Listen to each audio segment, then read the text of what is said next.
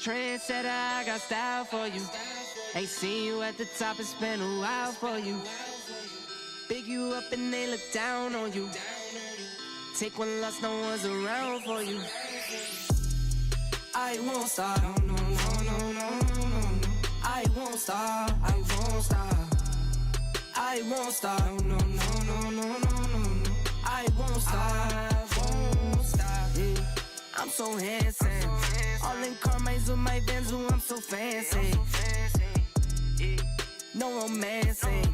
Got my baby and she right, she make you vanish. No time to play, got booked day. Welcome back, guys. Our first Thursday night show with the new schedule. Thanks for those of you who are stopping by. If you're not on your way to Nashville or there already, there's a big one this weekend, and I just realized that camera is off. Let me get that bad boy back on. Let me see if I can figure it out. I had to change some things last night. I had to do a final presentation. Okay, that isn't working. Let's try this. Oh, there we go. We got me back. Perfect. Hi, Ryan. How you doing, bud? So, all right, we're all set there. Let's play some invite. Let's play some of the events mode first. I got a little bit of that in me. Woo! Come on. All right, am I frozen? I feel like my game's froze. No, there it goes. There we go. We got the West Coast Open there.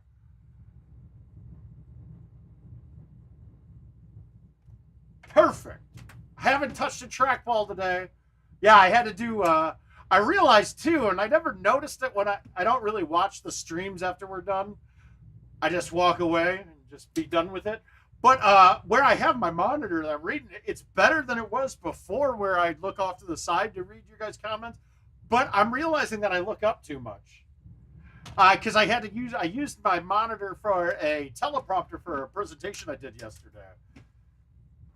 And they got the full word of mouth treatment on it as well, because I did not know how to make a new setting and I'm not the artistic guy. King's work is so appreciated here.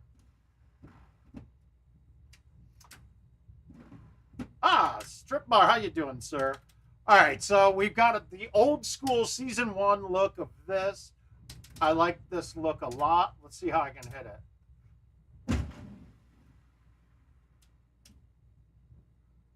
Woo! We're saving eagles. We're getting eagles to start.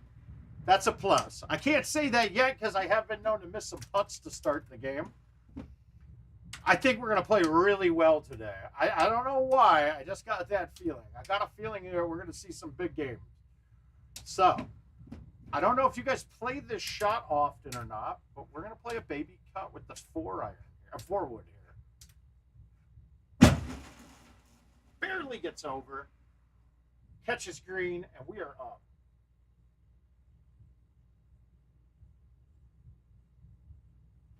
All right. Perfect.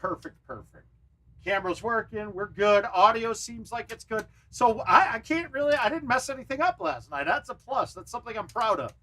Not breaking the stream is always a good thing for me.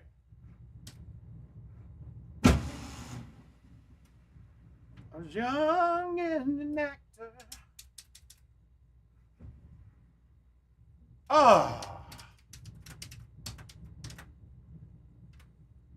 Okay, so this shot, we got to judge. So I don't think a medium tee is getting there today. God, that's awful close. If I get it there, I'm going to have to put it over to the left-hand side of that. Do I hit a high tee? The high tee is probably going to hit. All right, so we're going to do a high tee with release. And then so that we stay under the branches, the backspin, that amount of distance, the height change will cause you to hit some branches on this line through. And I still caught it. It was a tough line today. I will go with that. I was made for this, laid for that, laid for the love of my life. Woo! All right. We're putting them in.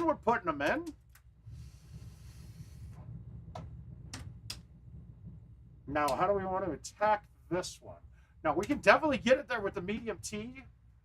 What clubs do I have on, though? All right, so I got a 9.5 medium T. Feels like it would have been a great shot. We're going to do this with bite. Hi, Jason. How you doing, bud?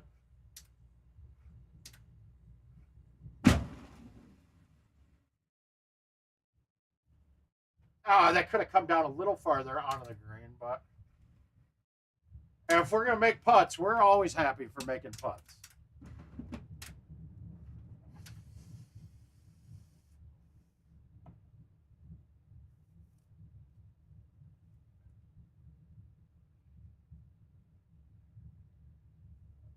All right, good. Oh, my day was good. I just, like I said, turned in the final project for my last summer class. That went well. I actually was messaging King like, hey, can you help me with this? I got to bring a PowerPoint into VMix, and I'm doing a presentation with it. And then I looked at some of the other people's turn-ins and their submissions.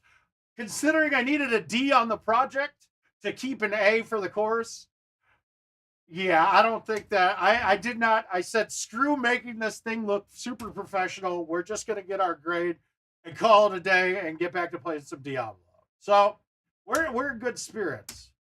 Now, the high T with the 8.5 will stay under the branches here, so you don't ever really have to worry about it. If you're hitting the 9.5 or the 10.5, the high T will bring the bottom of these palm trees into play. Now, I'm going to play a half cut on this, like a baby cut, just so I can play the angle coming in. It has nothing to do about the trees. And now I can take off some of this because a straight shot with this club would be too long.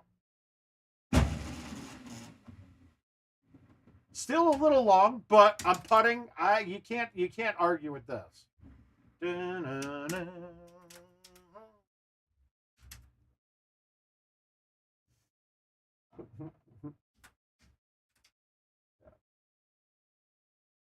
So, we're going to be low teeing something here. Now, what though? Now, a lot of people are going to tell you you're going to hit the low tee 8.5 here. And that certainly is an option. But I'm going to use the path to my advantage. So I'm going to low tee the club that's right up to the edge, which would be that. Looks like it's in the middle of it. That still might not have the distance, but we're going to try it. We're just going to hit a straight shot with a low tee roll with this. And I didn't hit it hard enough. I got scared. But you see how that's playing, though. We can play it down that path for quite a ways. And actually, this is going to work out, because this should be a shush. Oh, God. Well, first shush of the day doesn't always work out.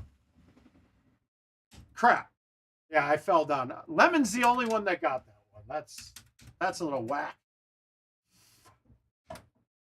Pin up front. It's downhill a little bit, so this will carry a little farther. We're going to hit the forward with backspin, and it's a little too firm.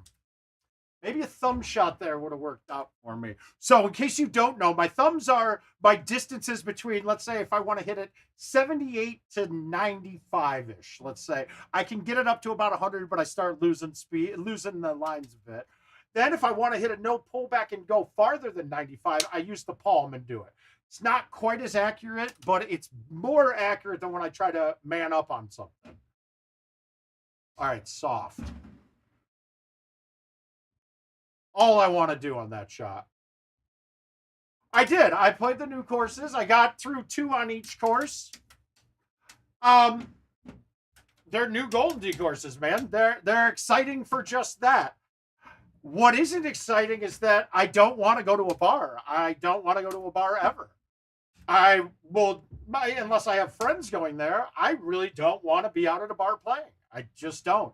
So getting 2 months of waiting for them, it is a bit off-putting. That seems like too big of a gap. It seems like too long of a time. I'm all for, okay, I can understand with the model in place right now, commercial should get it a little earlier. 2 months is pushing it. Maybe you should have given the PGA owners the update faster on home edition as well, like you did with that. That's my only gripe with it. Then the best course of the year is going to be Manhattan, in my opinion, once you can see it. It is obtusely too dark. It's really bad in that regard. course itself is really cool. I can't understand how the same mistakes get repeated over and over again. Now, the first night course they did was Royal Dubai, and no one, that was perfect. That was awesome. We all loved it. Then we got to Neon, and you couldn't see half the things on the screen. They brightened it up, and now we get a new Manhattan course, and you can't see anything. You literally, you can't see a thing on it. There are some more shot makers type shots on it, but for the most part, most shots you can go right over the top of things. Well, I mean, Jason, let's just look in general. Inflation on everything, even the PGA Home Edition being $5,200, that's kind of in line with the extended prices that we've been paying for everything lately. So I can't imagine, I mean, a 25% increase when it's been the same for what, 15 years? Not a big deal, right? It's not a big deal one bit. Now, I thought the deluxe version with the stand, that's pushing it because it's really not anything deluxe about it. There's nothing extra special. Maybe if hardware was better on it, like we went with the SSD on this one, and yada, yada, yada. Give me something tangible, but there's no real tangible reason to spend that much for the deluxe.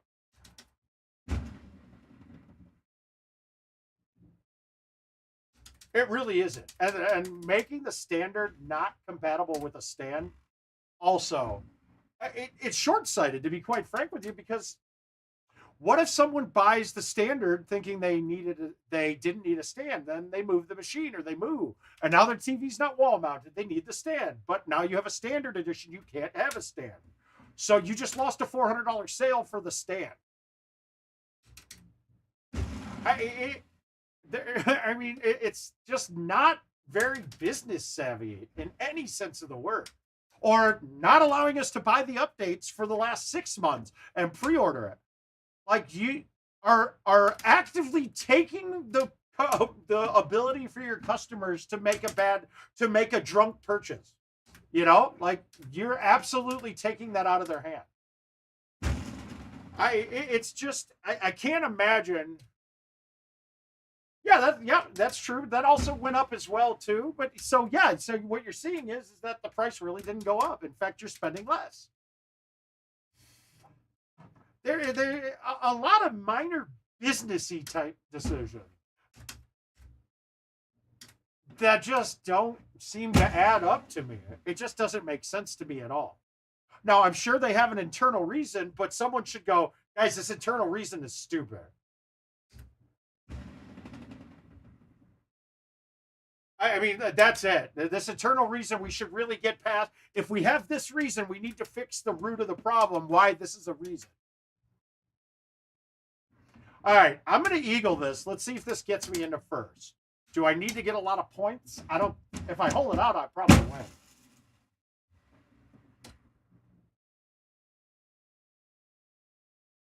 win. Let's make it. Fuck it. Hey, Mikey. Oh, Mikey, the NFL shop just got me, man. I got an ad with a sweet Bears hat, and of course it has a 25% discount on it. But then they don't have my size. So I start digging through, and of course the new hats for this year are freaking awesome. But none of the coupon codes work on the new product. So it went from me spending $20 on a hat that I like to spending almost $100 on hats. Pretty awesome, right? They got me. Lions are freaking. But they're sweet hats because it's really time to transition off these White Sox hats.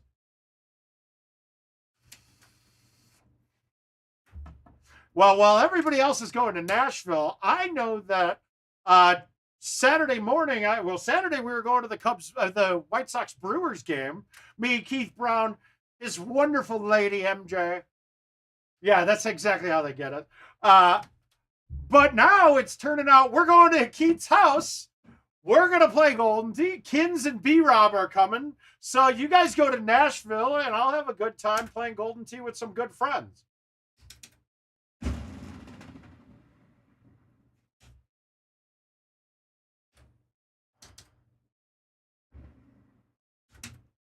Whoa.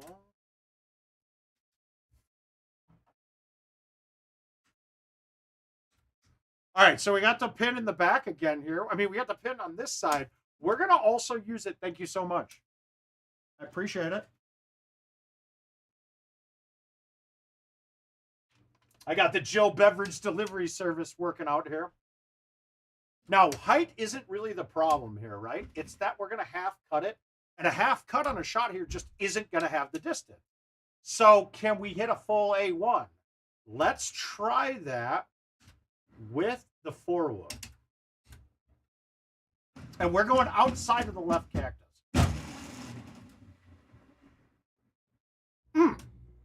So you're not worried about height. And I've hit that same shot with a 3-wood even before. Oh, wow. Lemon, that's a hell of an 8. He hit the shot I hit and got it to 1-hop in, is my guess. I just have to think that's what he did. Now, we got a pin in the back right. And it looks like we've got a straight shot here. But are we going to, one, that needs a 10.5 to get there. Does the 10.5 clear this? I don't remember. I don't know. I didn't play a 10.5 on this course. We're going to try it, though. Actually, we're going to do something a little different.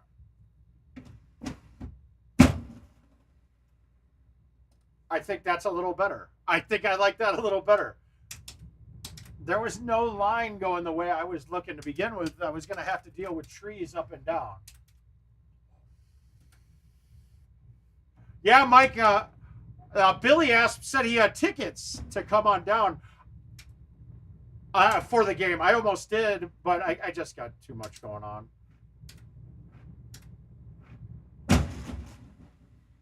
Oh, that was perfect. Now, notice it got through those trees because I had roll on it. The good thing is with a high tee, the roll on the backspin, it's a minimal amount of spin that it's putting on it, but for the benefit of getting the ball to go lower, even with the high tee, it helps out.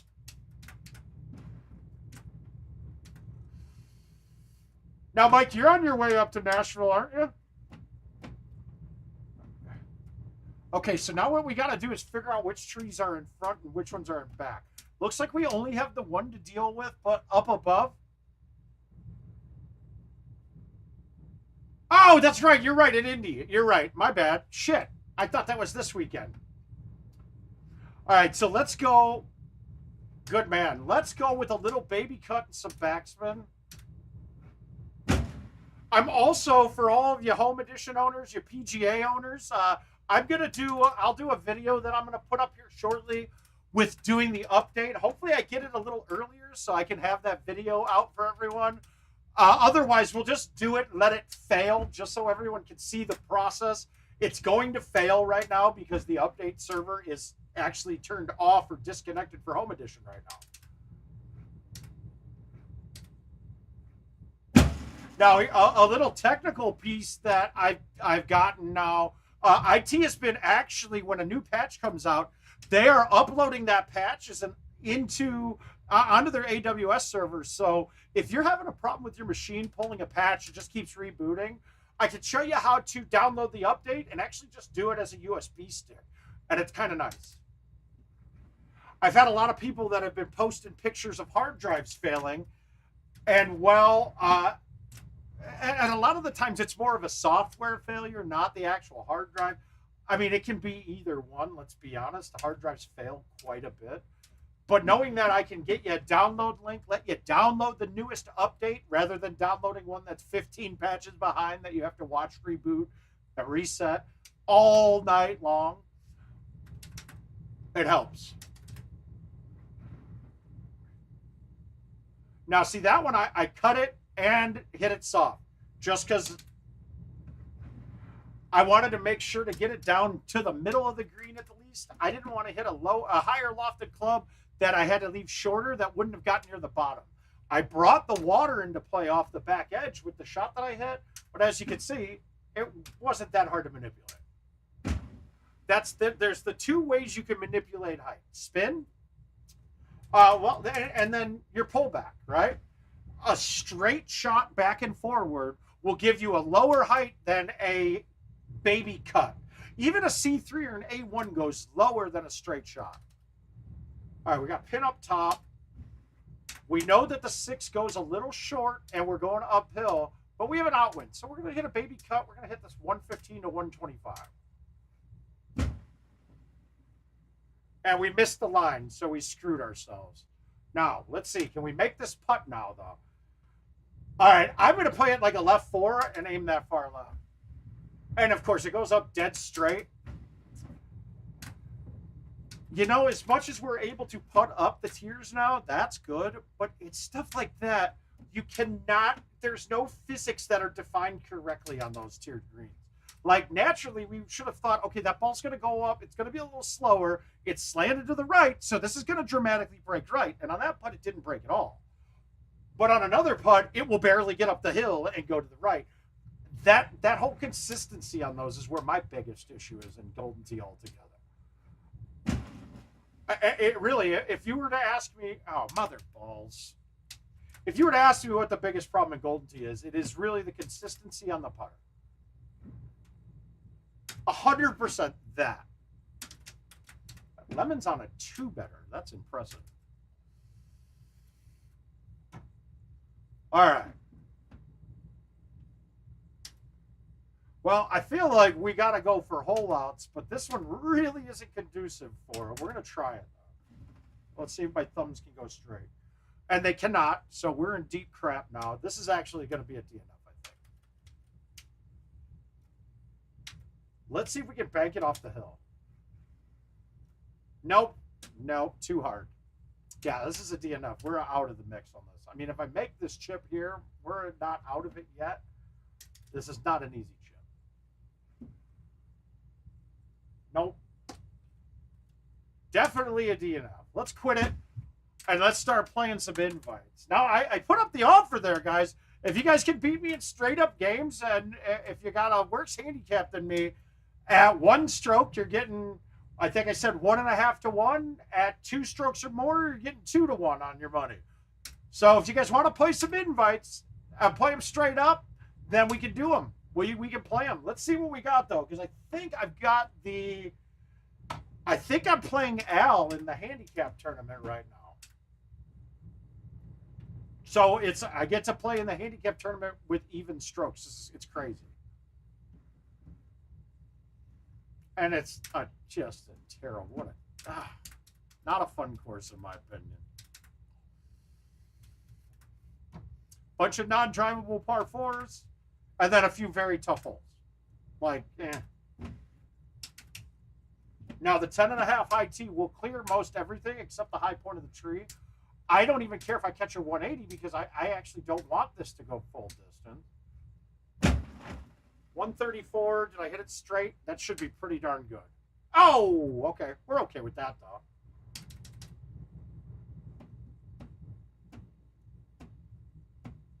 No, fuck off. Come on. It doesn't read at all, and then all of a sudden it reads directly left. Yeah, okay.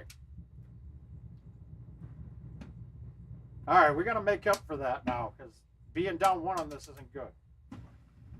Down 2? No, did we can that?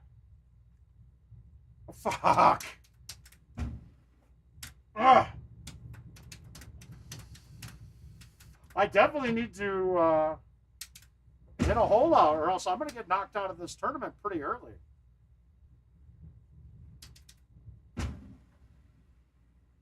It's nice to play Worlds qualifiers, though, and play them even, rather than giving 2 strokes in a handicap in an 80% handicap.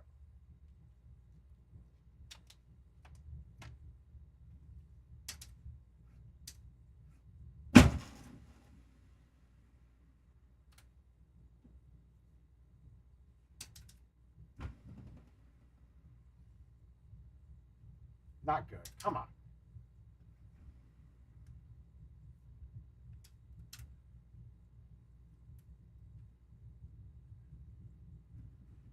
All right, let's get the hole out here. It's a tougher shot.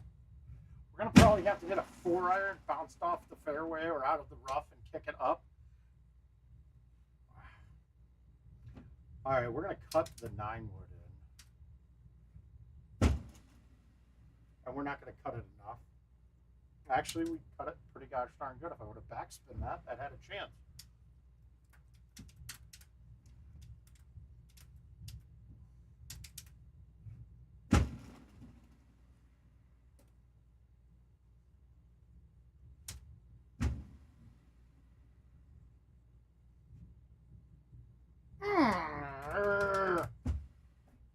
All right, so those of us who are here that aren't going to Nashville, what is everybody planning for this weekend?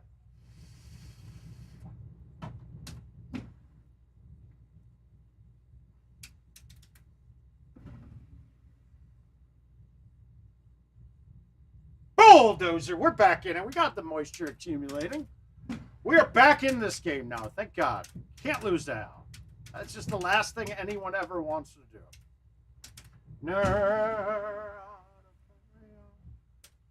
Yeah, yeah.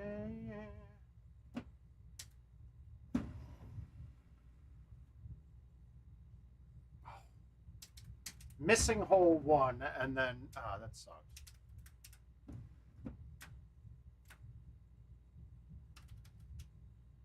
All right, pins up close. We got 234. It is a high 9-wood. Now, the question here, though, is do I get greedy and try to take just a little bit off of it, or do I just hit it full and leave myself a pretty bad putt from the fringe in the back? I'm going to try to take a little off of it.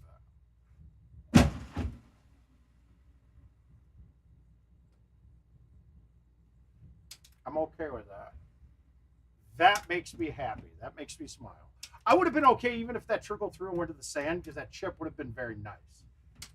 The problem would have been is if I went to the back edge of that green and now I'm touching the fringe and it's one where I should probably chip it if I really want to make it, but if you chip it and miss it, it's wet. So we were in a good spot there. That played out as well as we could have hoped. So, and those are the kind of things that I'm running through my mind. Now, you may think we play fast, and we do, but we're still making the same judgments that everyone else is making on their shot. We're just doing it very quickly.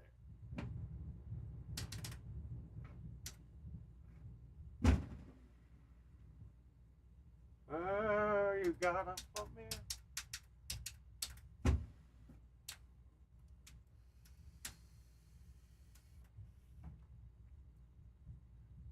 Yeah. All right, so now we got a pin in the left with a right to left wind. I want to hit a soft cut, so I'm going to go up a club after backing it up. And I really overcut it. That's a fucking abysmally bad shot. That's going to lose this right there. Oh, no, now we're...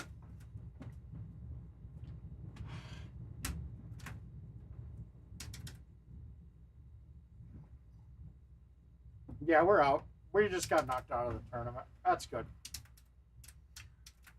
This one already, this handicap tournament already pissed me off. I just keep losing to people who are playing with really friendly handicaps. Good win, Al. Nice job.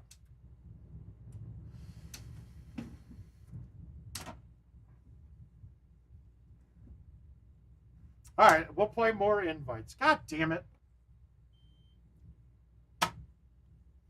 And now, apparently, is that disrespectful to your opponent to quit once you know you've lost? I know I got shit on for that in the past, but I wonder. I wonder what everyone's opinions is there. All right, so we got a bunch of 2-dares. Let's knock these bad boys out.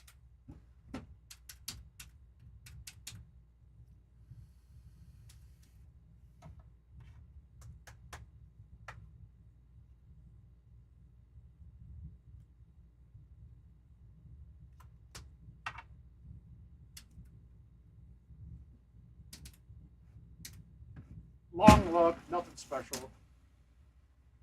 Oh, that was disappointing. What a way to start the night on an invite.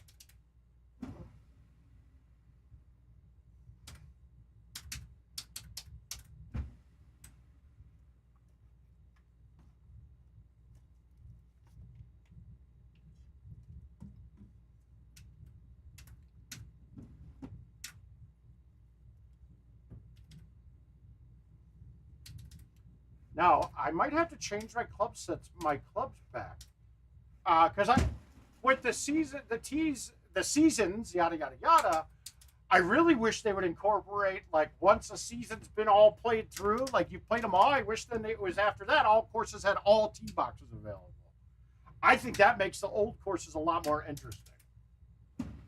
But going on seasons is kind of silly. Now I have to go back and change my bag again. I think the most dramatic one of the changes of boxes was Sandhill. Sandhill, like, you literally had to have a whole different bag if you wanted to be competitive once the seasons changed on it. I mean, mainly for hole 18. That, if you didn't have, like, the Super 2 iron, hole 18 was impossible in some sets. And that's not, I don't even necessarily call that specialty clubs for it. At least these courses, like, I'm not totally killing myself, but like Petra now, I have my bag with the 3 hybrid in it, and I don't need it at all anymore. So now it's like I'm using an extra club for no reason. Hmm.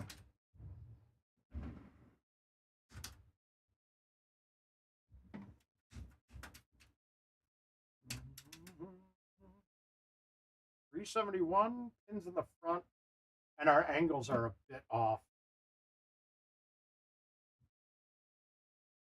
I mean, here's the thing. Will I get it up? Probably. Am I going to have a chip? Yeah. I guess let's do it. We're on a stream. We might as well have some fun, right? I'm going to get a chip coming back. All right. Well, this one, the pin isn't as nearly as bad as I thought it was. But my chipping is as bad as I thought it was.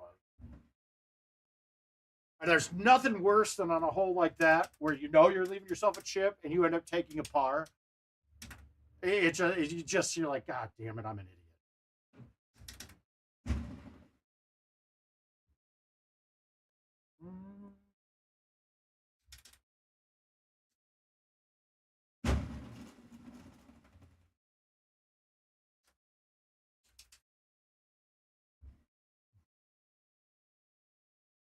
I'm the friend of the devil is a friend of mine.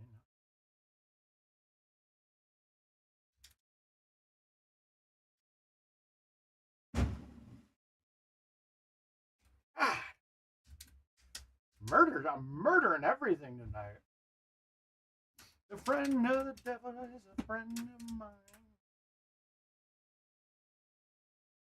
And now back to this. Like, this hole, I changed from the 8.5 to the 9.5 on for the other one so I could go straight over the top. But now that setup doesn't exist on season 1. So now it's literally this every time.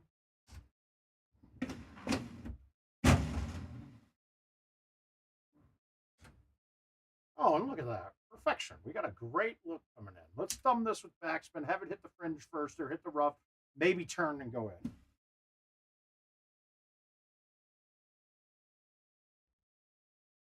And we played it just how we called it. We just didn't get it to go in.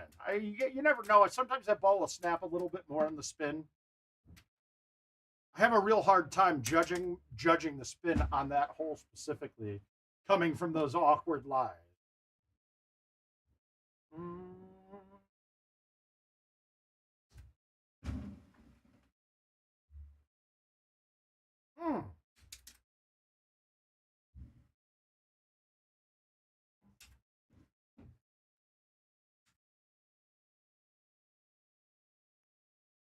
This looks pretty solid. We're going to just thumb it with bite.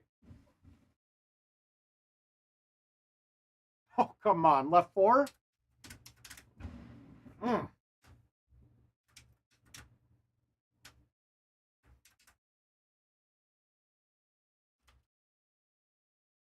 right, we don't have the sauce to go real deep. So we're just going to go to the tip of the fairway. I mean, we've talked about all of these holes ad nauseum, so I'll just stop talking like we're coaching through it. We'll just try to play well, and I don't see it happening.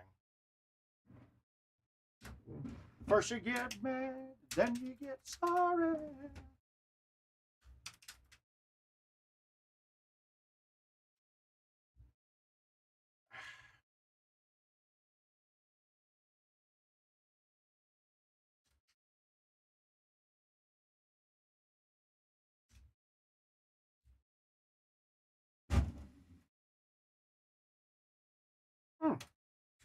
I like it. I like it. And I like that shot a lot better than going to the green on a fly.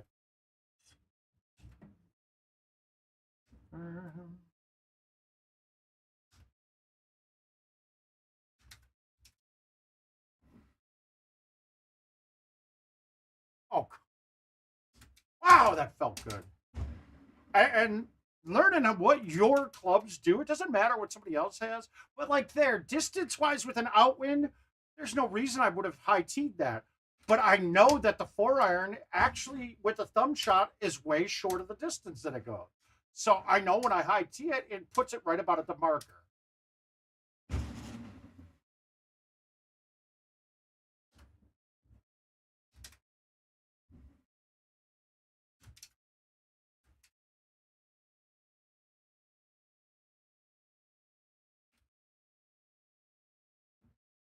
Okay, so you got options here. I know a lot of people go this way.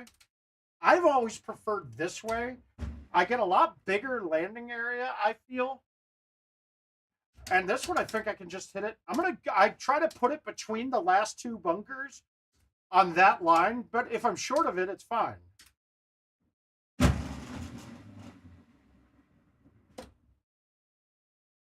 Wow. Okay. Super short of it.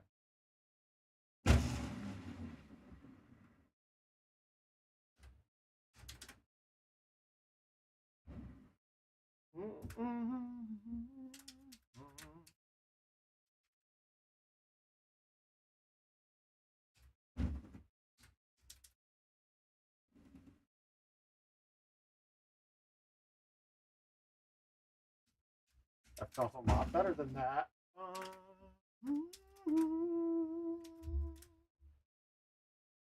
All right, pins on the left. Now, prior to the sand changing, I would have thought about just bouncing this out of the sand, but it won't. So we're just going to smoothie this. The 6 is pretty clear. Oh, God. Worst thing that could have happened. If it lands in the sand there, it's an easy chip. Now I got to go over. Nah, this is bad.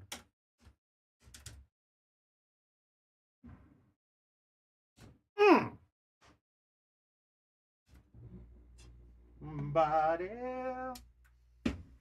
We're going to keep banging through these, guys.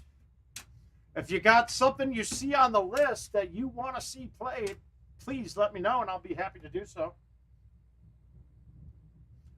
You know and now you feel love is undercover. Oh, come here. Invite. Bam.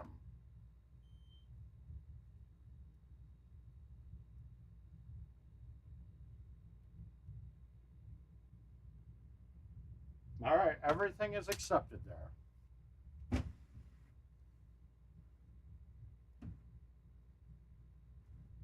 Oh, I love me some coral. Let's go.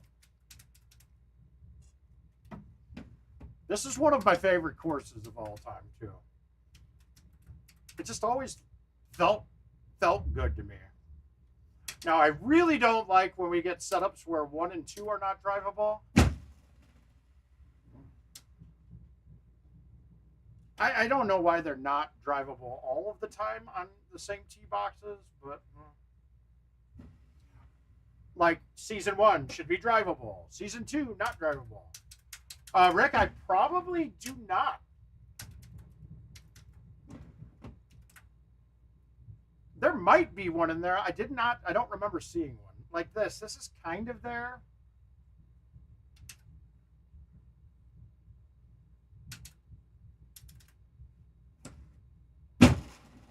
And I caught, that's what I was afraid of. All right, we should be okay, though. No, maybe not.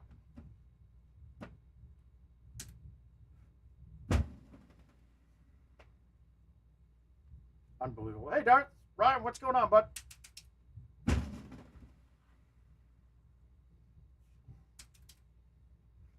Mm-hmm.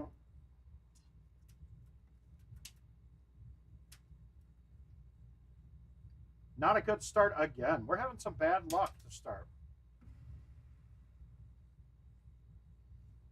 Well, we can fix pars. Oh, kids games are awesome, man. Hey, Jake, what's up, my man?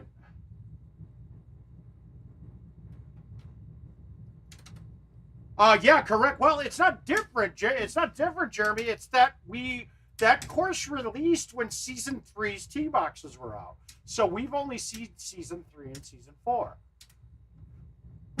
Season 1's tee boxes are probably the best ones on that course, to be quite frank with you. So it's almost like a new course again for us. No, there's a couple holes that are dramatically changed, but a lot of them aren't. Yeah, you too, Jake. I wish I got to talk longer. I had to run pretty quick.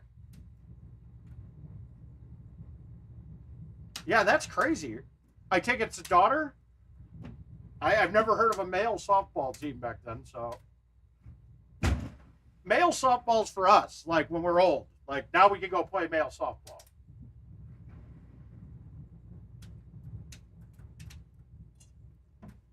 On MT.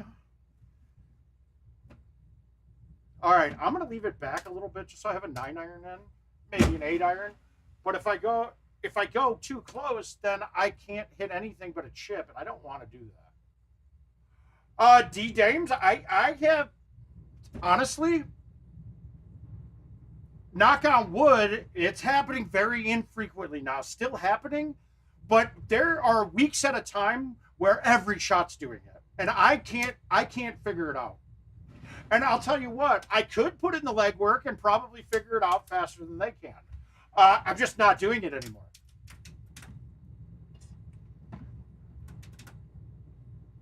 I just don't want to play the stupid game of me having to prove to you why your product's broken. If I say it, it's true. I don't just spout off like with random conspiracy theory type glitches and things. Once I call it out, it's because it's empirical data that's proving it to me that there's a problem. Oh, God. All right, we don't really have a very good shot here. Now, I'm going to hit a medium tee here because I'm going to skip the water. If I hit the high tee, I don't think it's getting over the... No, D, it's not you. I'm telling you right now. Go into the operator menu. And really, I based my initial suspicions that it was a glitch off of me playing for 20 years and not changing how I swing. Now, then I started going, well, I lost 60 pounds. Is it changing my arm positioning? Well, when I went to the operator menu into the test settings, my swing was doing the thing that it's done for decades, the same way it had done it forever. But then randomly, there'll be a random A in there. All right, so no high tee. Now we got a cross. That's all I was looking for. 6-wood, backspin, rain. This should be good. Often sweet. Now, if it was going back the other way, if it was dramatically to the right or more to the right than I was expecting, then I would have said that it was probably the machining of it and that occasionally some of the machines are off by about a degree. Well, registering slower shouldn't be happening. You probably got some grime or some film on it or junk on it that way. But a new trackball will be not precise, but it should be able to read the speeds fully. So my advice for you is pull the ball out and clean it really well. You're going to have some things where you're less accurate right away. That's just because it's trying to form a groove. And as of when the ball comes fresh, it's literally a point, 3 points on 3 different rollers. Once the rollers start getting that little groove, it's now not a point. It's a little bigger than a point. So it's more consistent. But it still shouldn't be changing the speeds at all. So, I mean, there's very rarely in my life that I'll walk up to a trackball and hit it and not be able to make it read the max on it, whether it's brand new or 15 years old. If I can't get it to read the max, I can tell you that there's a problem with it. Now, and you're also thinking about comparing it to bar. Well, it's a negative for most of us. Like you go to B-dubs and you get the kids playing their grease fish ass hands on the machine. If you go play it right after them, it's bad. But there's a positive to it as well. That grease actually fills in the holes. Yeah, Dan, that sounds more like a lack of, it's not getting enough friction on the roller. So without having any groove, there's less points of contact. If you get anything like any sort of moisture, or you're humid in your basement, or where you have your machine, or you got a little bit of hand grease on it, then you'll start not being able to get the numbers up. It's funny because I've had the moniker of being like hitting the ball super hard, because it sounds like I'm hitting it hard, and I can hit it real hard. But part of the reason I'm doing that is like at tournaments and out at the bars and things, I change the way I swing. At home, I know it's going to be perfect here, right? But at the bar, I know there's going to be shit on it. So I'll purposely hit down into the ball more instead of through it. Yeah, Dan, I'll tell you this. I've got a dehumidifier down here for the summers. And then, I got a dehumidifier for the summers, and I got a humidifier for the winter. And if I don't keep it in a right zone for me, like, and I keep it really low humidity, then I'll have issues. It's why you'll never, if I was moving somewhere and I had to consider Golden Tee as part of it, I would never move to Florida. The humidity would drive me nuts. I was down at the bar in Jacksonville with McCook and Eversole a few times. And like literally, they played right in front of the door to go outside to smoke. And when anybody opened that door, the deck would just be covered in water. It was so bad. Or then you get the locations too, like when the air's running hard, no humidity. But once that air kicks off, everything wet, just sticky and wet.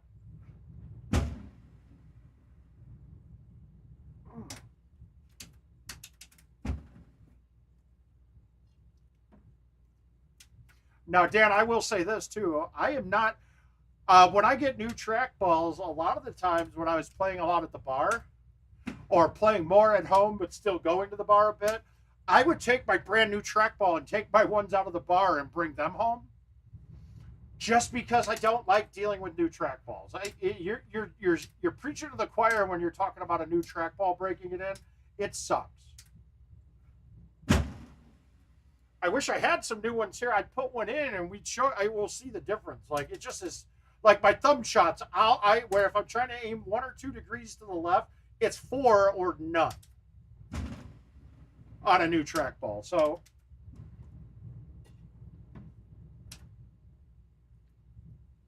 oh God, but that's not even necessarily because it's dirty. The stickiness it can be bad, but I will say this.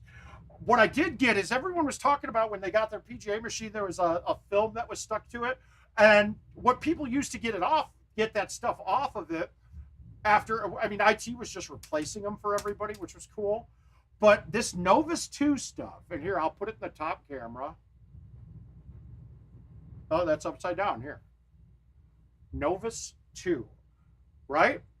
This makes that deck feel perfect. It really does.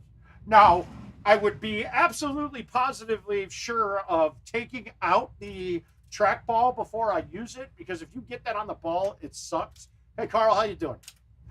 But it's fantastic for the cleaning, and it leaves it not too slippery like greasy, but it leaves it nice and polished.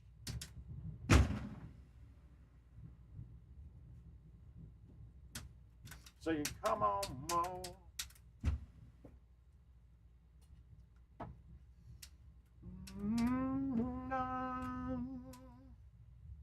All right, much better look here.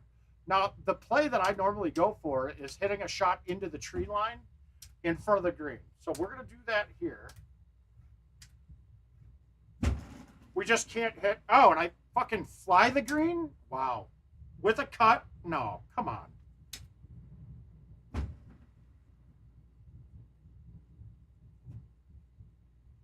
That should not have carried that whole green. Unless that pin was at the very bottom edge, and I didn't look too hard.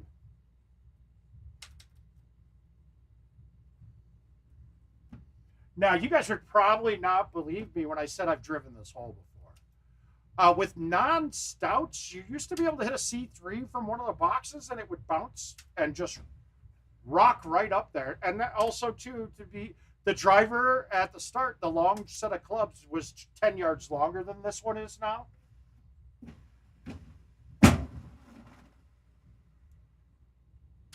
Well, right in the fairway, how we played it. That's awesome.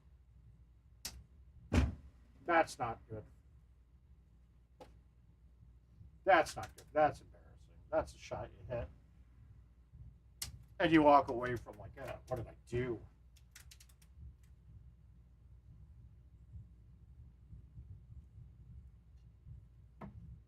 All right, we're going to make this one. We're going to backspin it with a half cup.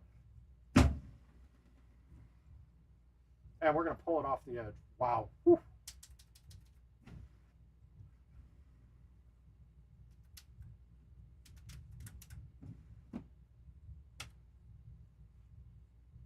Yeah, but it is very rare out of the box that the ball, you can't get it to go the distance.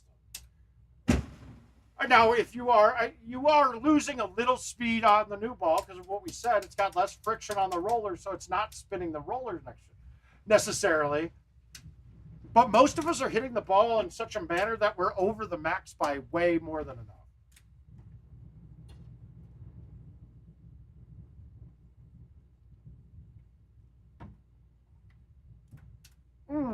All right, what's next on the docket? Bam.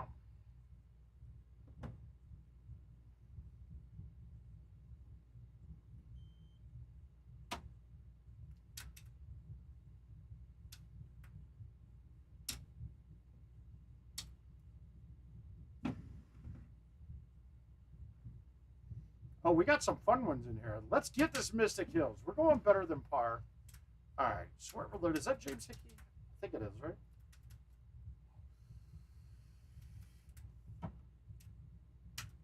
Hole 1.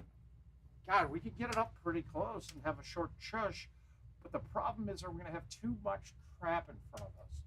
I don't think so. I'm going to try to get it way up there. If I can get this to about 400, I think 399 is what it's going to end up.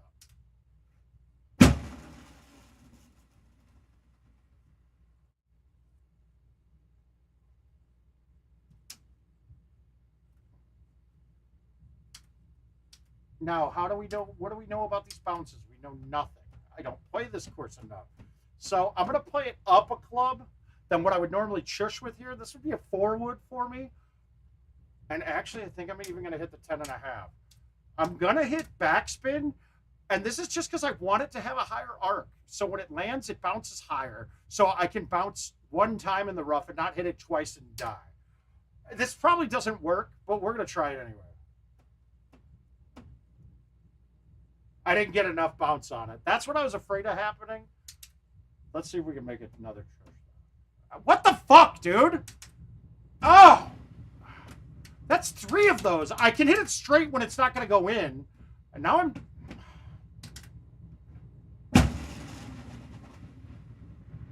That pisses me off. The first one was perfect. If I could have done that with the G-wedge on the next shot, then I would have had my birdie.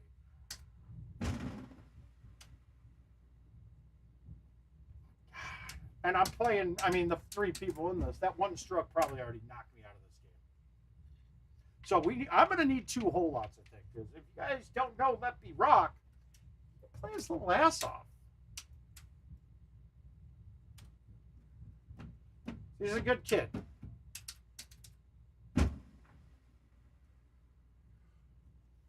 Hey, some people have said in the past that he's a little socially awkward. That's fine. If you got a good heart, I don't care how awkward you are.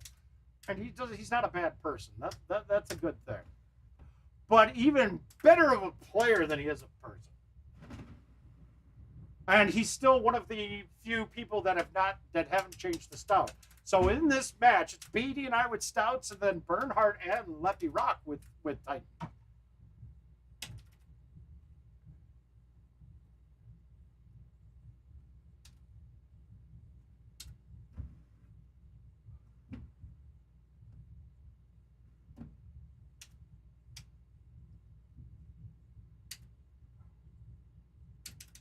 We're going to try something here. It probably isn't going to work, but... Oh, okay. What kind of physics is that? The ball just hits the grass and stops dead. Goofy.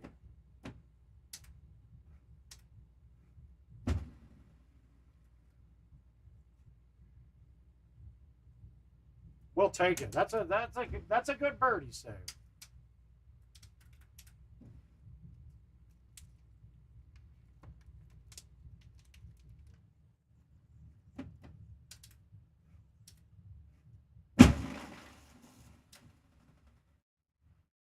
All right. Hole out time. Here we go. That's not a hole out. Yeah, I got to stop missing early holes, man. That's killing me. And it's not even just the score, it's the mental part of it too, where you're pressing that. You miss one of those first 3 holes and you're feeling like your game's bad. Now, if you miss one of the first 3 holes and hole out right away afterwards, it can really turn your mood around and turn into a great game. I think some of my best games have had pars on bad holes too, like holes that Now, after the fact, you look back and say, "My God, what could have been if I don't par hole 1?" Embarrassing.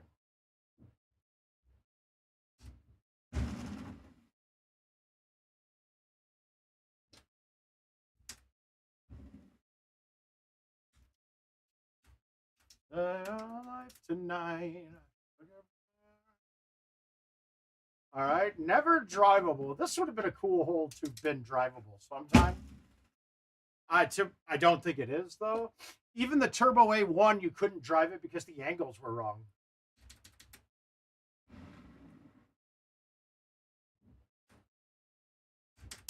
And when I use terms like Turbo A1, it's not even worth going into. There was a way you could hit an A1 that loaded the ball twice, and I could basically hit it double the distance, almost double the distance, depending on how you did it. There was a lot more to it than just that, though, and the things you could do with it were crazy.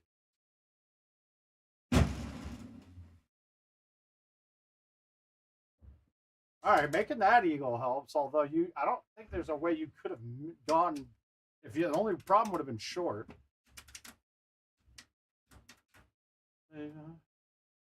Now, I think this hole is the hole that you could have the longest drive on back in the day on GoldenTeeTV.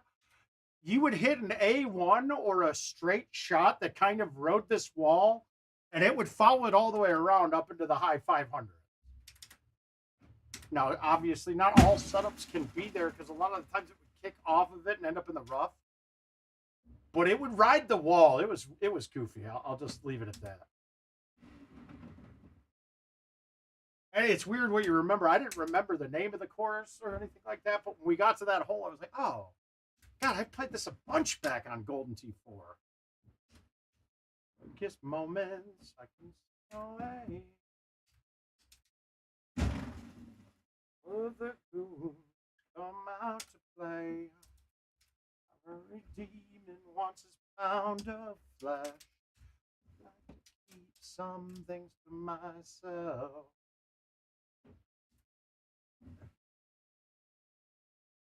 It's always darkest before the dawn. I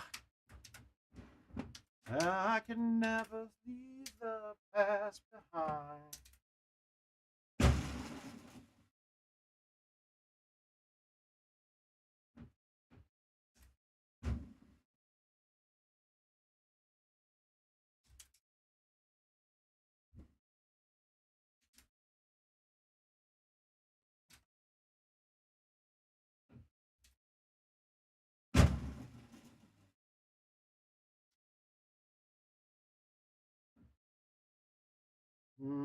Let's go up to the 4 so I can backspin it. And that's just, again, knowing your speeds. If you're a pullback thumber, then that distance, the 5-wood was probably your claw.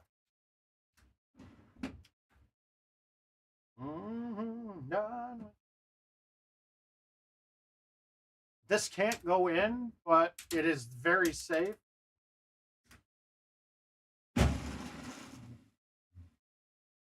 Oh, it could have gone in. I didn't think I was going to get it there.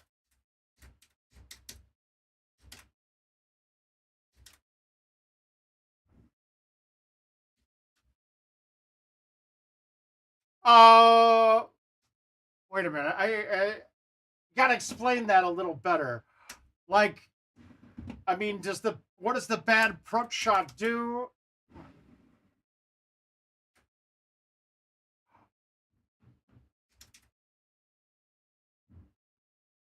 I gotta. It all depends too. Is it a match play or is it a qualifier?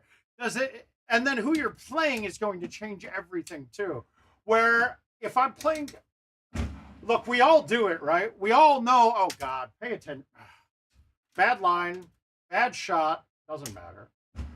So I'm sure when we're playing anybody, whether it's at your bar or in an invite or something like that, you make a reasonable assumption that you're the better player or you're not. Whether you're going to say it out loud or not, it's hard for a lot of us to admit that somebody's better at something than they are. And it's for me, it's very few and far between where I look and say, okay, I'm light years better. I should win this. So I'm going to take a lot less risk to reward. So like a shot I know I have, and I could funnel it at the hole pretty easily, but there's more risk to it.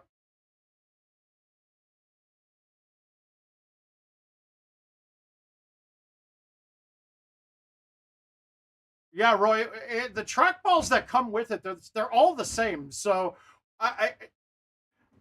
there's new balls that out of the box are perfect. For the most part, they're over lubed, under lubed, have packaging on it, some material on it. Generally, with new trackballs, I take it apart almost right away and give it a cleaning. I do a rigorous cleaning on the bearings. Like I'll take an empty Gatorade bottle, fill it about halfway with 99% isopropyl, and then I shake vigorously. Take them out, let them dry, and then I have two different lubes that I like to use, and it will depend on what time of year it is. So if it's the perfect time of year where humidity is, I don't have to worry about having anything, then I'll use this. I took it upstairs, and I'm not running all the way upstairs, but I used this micro free spin lube, right? And it was. It's not. I'm telling you right now, there's nothing wrong with the machine. There's nothing wrong with the ball, most likely, except the break-in period. But I'll use a silicone spray lube, mainly because they're shielded bearings. It rubs on something. If you feel like it's rubbing on something, that's probably that's the break-in period. Now, I've had some times where the black lip on the inside is actually what's causing it. So I'll just take like a sandpaper or one of the sanding sponges and just route out the inside of it. But then again, too, I also have, yeah, you can rub that off. That's fine. That ring doesn't hit anything. That ring doesn't cause anything. And again, that's just machining things. I can't get mad because as much as I hate to admit it, the trackball, you don't even need to do all that, Roy. It doesn't have to be that big. It's not that going to be that much.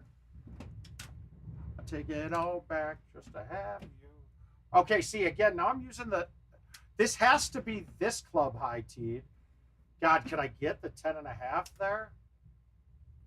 369, it's 350. We're downhill with a little out. I can't risk it. We're going to back this one up and high tee it. A big house. No diamond ring. And then you're going to miss the fucking putt. That.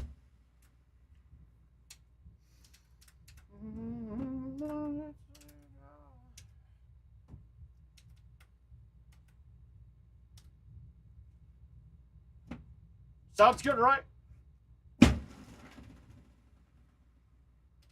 But that's the other thing, too. Like, I have a misogyny of different parts over here. Misogyny, that's not the word I wanted to use, and I don't think it actually works in this. Oh well, we're gonna pretend like it was intentional and that I'm really smart and I've got a vocabulary like regular old Bill Shakespeare.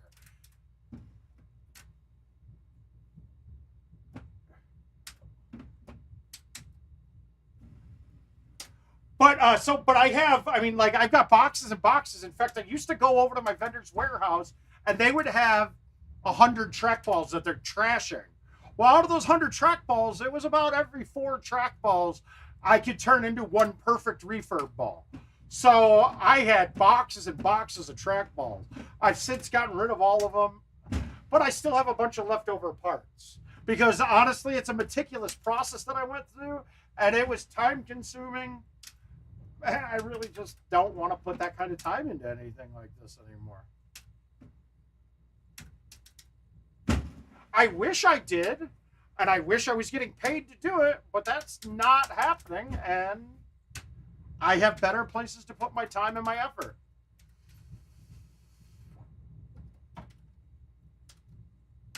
Well, that's kind of long.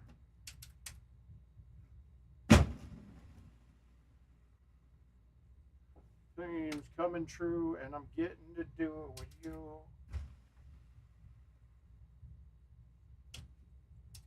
Oh, I think this is the course that is the home to the greatest round ever played. Hey, Mr. Widener, how you doing, big guy? Get ready for fantasy? I'm going to start putting times together for drafts, Dylan.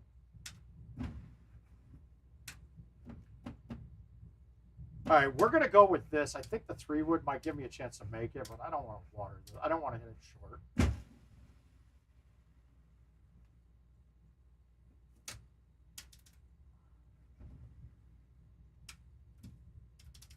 Okay. Okay, one, never, okay, the people that tell you to, I'm going to tell a story. So we started making our own food for our dogs, right? Like we started making homemade foods. Like I did it today. It was 4 breasted chicken, 2 cups of rice, beans, carrots, pineapple, glucosamine, flaxseed, yada, yada, yada. Now, when we were looking through, my wife bought a book from Amazon. No, I didn't just do this, did I? Who does that?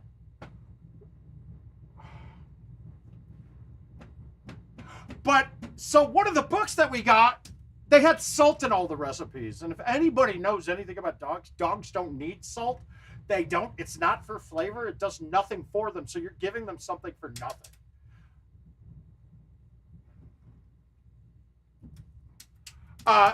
And so right away, we threw that book in the trash. Anybody that tells you to remove all of the copper tape off of the trackball, take their opinion and throw it in the trash like it's that book. They're dead wrong. What the copper tape is used for, it bleeds off the electromagnetic currents that come off. So whether it's static electricity coming from my hand or you're generating it around there, if you don't have a place for it to bleed off to, oh, it's just a 6-wood, normal. Hi, David. Oh, it's just a normal 6-wood. But all it can do is cause problems. There is no reason to get rid of it. And I'll tell you this, the times that people had the tape coming off and bunching up, the amount that is possible for it to bounce up, you have to be a very refined and meticulous player to even notice. Now, like for me on my thumb shots, if the copper tape was bunching up, I would notice it and I'd get slightly directional off things because it was rubbing in a way I didn't like it to. But it's such a microaggression to it that it doesn't really change anything for 99% of the player. Now, trimming it down is a smart thing. I was ecstatic the first time I got an order of balls from Hap that they changed the tape to a metal clip that was for the bleed off. Yeah, I was ecstatic until the 6 balls that I had it on it, I shattered the casing all in one day and all of the balls out of it because that little metal clip wasn't recessed at all into the plastic. It just expanded the plastic a little bit. So now you have a not a very good solid connection on it. And it was just letting me snap it. But the copper tape's got to stay on there. You got to have that ground there. It's one of those things like, guys, it's there for a reason. They don't just willy-nilly have it there for most people, getting rid of it. Well, they are there, right? You can do all thumb shots. What?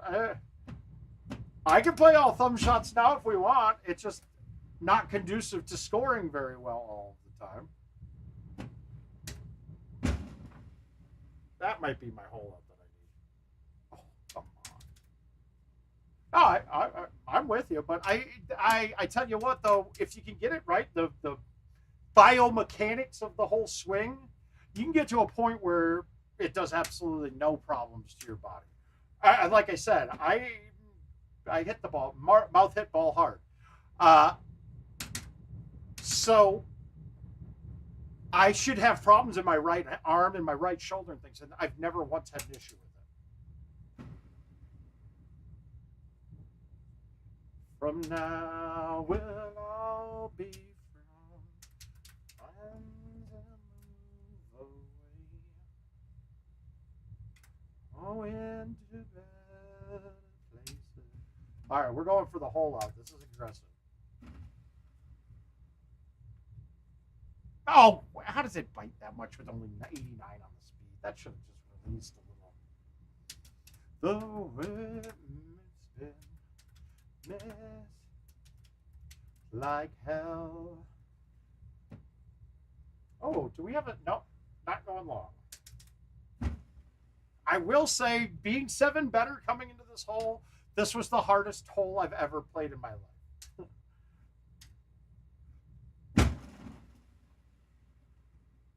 And it wasn't just it was, I mean, this is never really that difficult of a hole, but man, I had a risk to reward setup where I could have gone hard at the hole, but if I sprayed it any bit, I would have been in trouble. No, David, I will not be in Nashville. I'm actually going to Chicago tomorrow. Schaumburg. Ugh, I don't really know anybody out. I mean, if I'm out in Schaumburg, I would have been going to Splinters area, but I don't know if it's there anymore.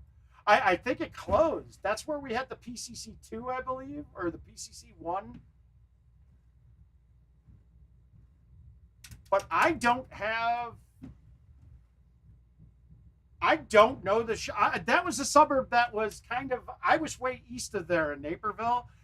It was one of the suburbs that I never really went to a lot.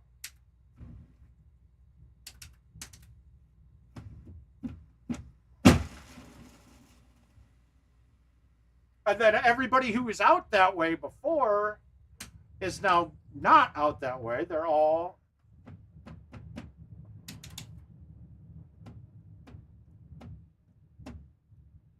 Oh, no. I have one of the viewers that I go to a Sox game every year, but instead now we're not leaving his place. So Keith's awesome. We're gonna have a good time. Oh, we got the moisture going. No, you probably won't see me go to IT probably ever again. And not in a bad way. It's just I don't. Yeah, we got tickets to go to the game tomorrow. It's just I mean, both of us are very dejected about the White Sox right now. And we were like, are you fucking kidding me, dude? What is going on, man?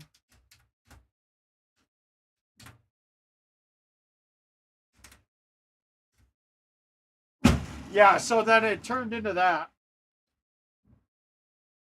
But he's actually got to meet, he went out to Pig Dog and played with Kins and B-Rob a few times. So I think he's inviting them over as well. That's good. I tell you what, man, I had such great expectations for the White Sox. I thought these next 10 years were going to be our glory years. And now I just can't even watch. It's embarrassing. It is just so pathetic what we have done. I can't get past it. It's horrid.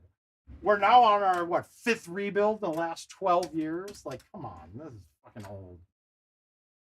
And the fact that Andrew Benintendi is the Sox highest paid player,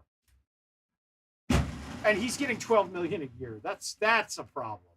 We're a major market and we don't spend money. Embarrassing. We're embarrassing, especially with the young talent that we've had sitting in that clubhouse for so long. Like, you could have built something around these guys, this core, in a heartbeat. I wish we would have traded Cease too. They would have gotten. They were asking for a lot.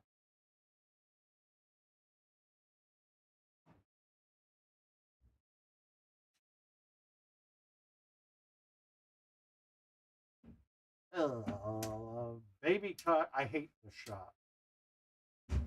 I hate hitting the 8.5 driver at shots like this. From her knee.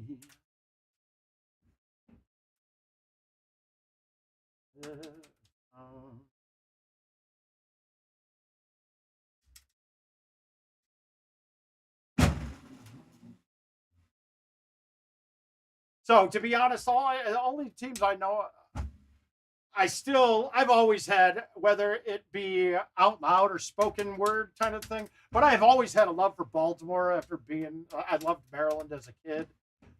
So I like seeing them do well. I can't be done.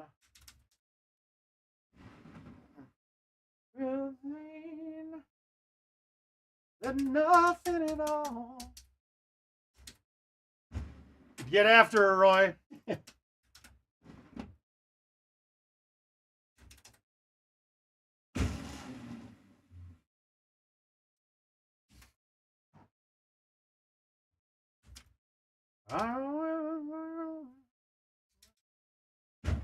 It's so cool, though.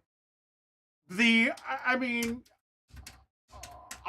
we have all different walks of life that I've gotten to meet and hang out with in Golden Tee, and it's so cool to hear everybody's stories and just, it's just a nice way to see the diversity in everybody, but then realize we all have something in common, which is kind of cool. And honestly, for the community as a whole, we rarely judge. And when we do, I think people jump right on it and call them out right away. Like, just because that person's different, man, we don't need to fucking insult them or treat them badly.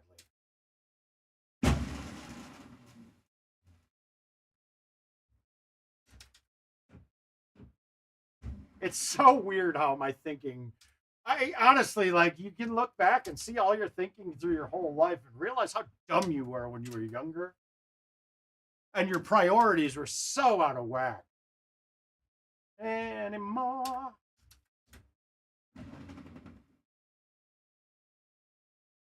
Oh. When you were young, we bundled up. I can't be done. All right, I haven't gotten this one where it's even close to drivable since it's been back to me. Come on. See, this is what I'm talking about. Why is heavy rough flat? Like, there's nothing, like, there's even leaves and shit there, and it's painted. This looks so embarrassingly ugly, doesn't it? Doesn't this think that, like, don't you think that this should be a different surface now? I just don't, it doesn't make sense to me. Yeah, I mean, 2 decades ago, yeah, that looked pretty cool. But now it looks cheap and dated, right? Is that just me, or does anybody else feel that way too? As much as they're updating things, they haven't updated the game enough in its looks that it looks any better. It's like barely incrementally better looking when the technology has made it so that things should be monumentally better.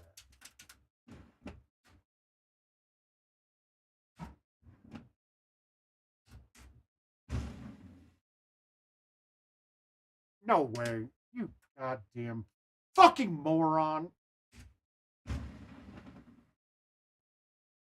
Weird. That was really hard. What the fuck was that? Oh, we are not playing well. I think we're going to end off here. Maybe get 2 more games and call it a night. You guys got tournament stuff to start getting ready to watch.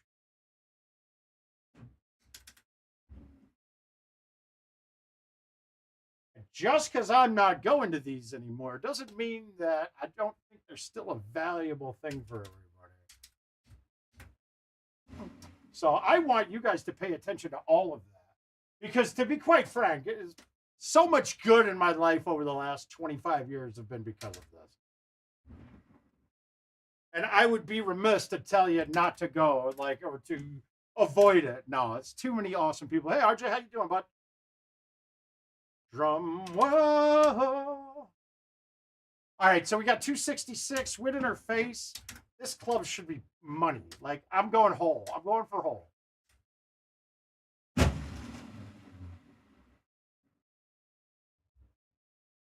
Speed-wise, we're pretty close. 26. That's embarrassing, dude.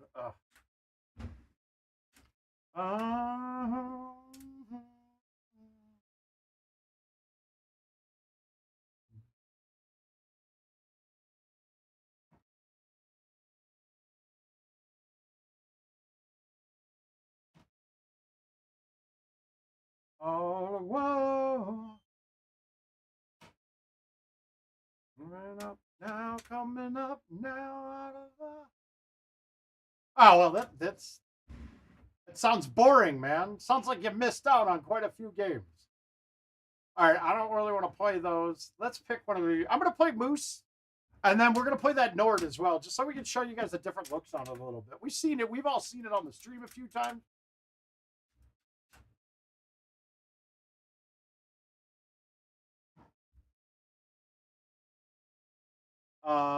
If I get it 400, we got a 70-yard chush. Let's see if we can, how far we can hit this.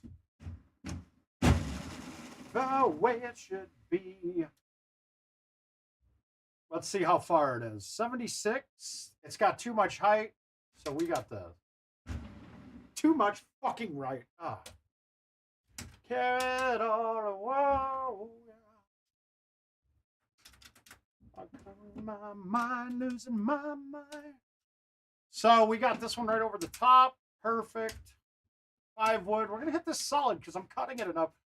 This should land about pin high if I hit it right.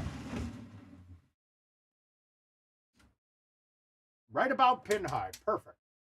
Little bit of cut. It takes off a good chunk of distance on those.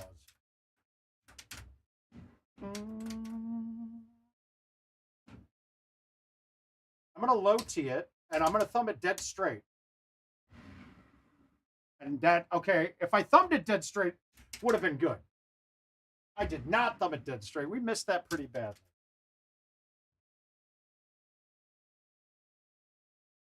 My God.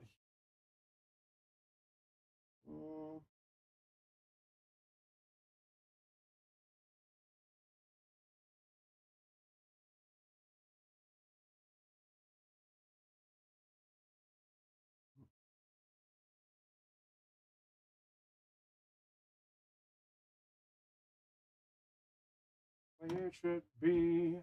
All right, again, this hole will set up drivable occasionally. Not today. We're going to play it and get a thumb shot on.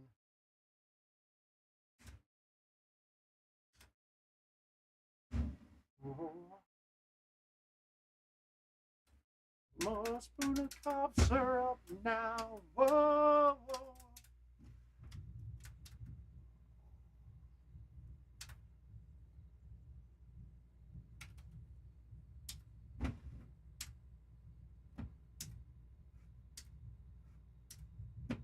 All right, I don't like hitting the 8.5 on this. Like, there's a chance I hit it at a very good speed and bounced it all the way over the green, but we played it just right. Dream home.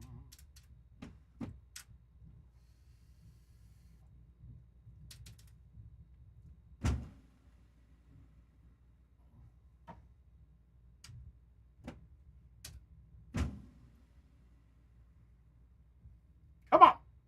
Boo. Whoa.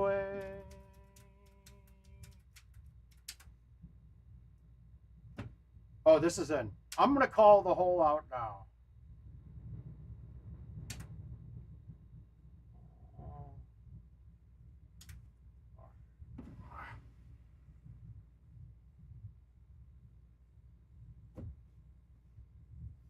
I called it too.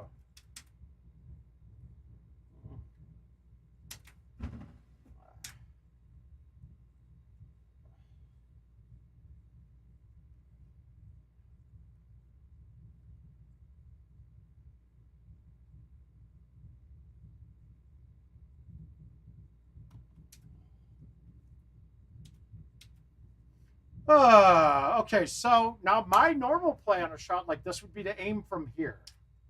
I don't like where the sign for the hole is, so we'll go from...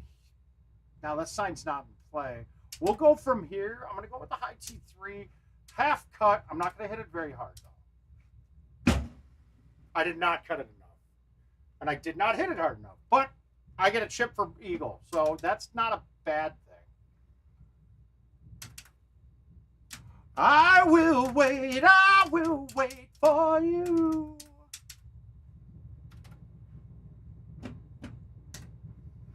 Now, I want to leave this back enough that I can hit a 9-wood on the second shot. And I really don't want to be in the rough.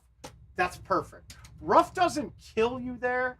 Now, I'm a little bit too far back, but the 6-wood's fine as well because I can cut it. And it's high enough. Oh, I did? There, okay, Roy, if you've heard my soliloquies on the ball, the Titan ball is the most overpowered ball that they've ever made. And it still does not outweigh the fact of the 50% wind reduction.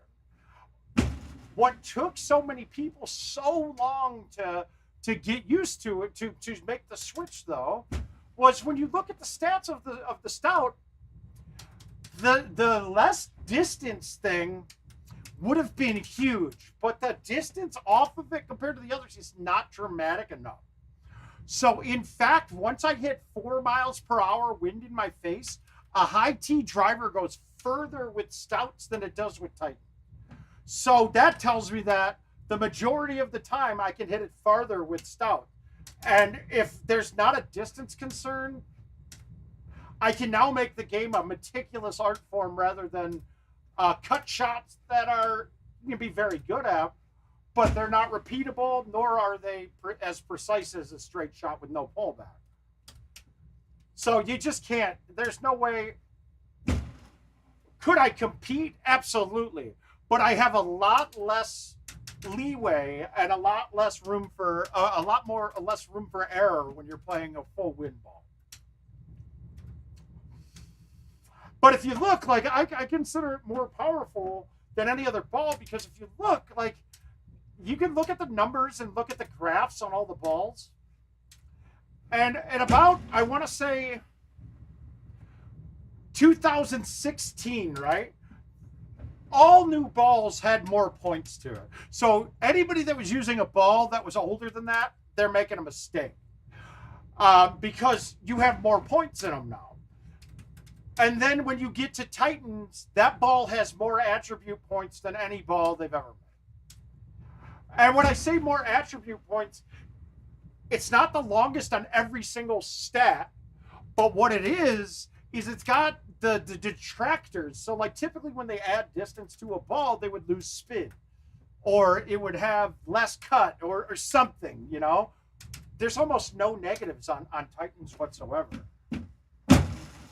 I mean, literally, there's almost zero negative with that ball, except for the fact that compared to balls with full wind, there's no negative. I was a full-time, I played grabbers, right? Because I liked that low bounce that it took until we got up to Agave Ranch and I lost matches because the grabbers did not bounce high enough to get onto hole 1 consistently when it was there. So I switched to Barrage, which had a little less spin, but was comparable to Streaks, but maybe a couple yards shorter, but had a little bit more spin. And that had a normal bounce, so I could drive 1 then. Then when Titans came out the year after that, I think it was 2020 or 2019, I texted Adam like, dude, these balls are so good, I don't want to tell anybody. Hopefully they don't try them. He's like, yeah, I know, I've been loving them. And then I get to NIV, the last NIV in Richmond, and Duncan and I were the only 2 that had started playing Titans. and we slaughtered the field in the qualifier. I think him and I were 4 strokes ahead of everyone at 1 and 2. We were 1 and 2, and we were that far ahead.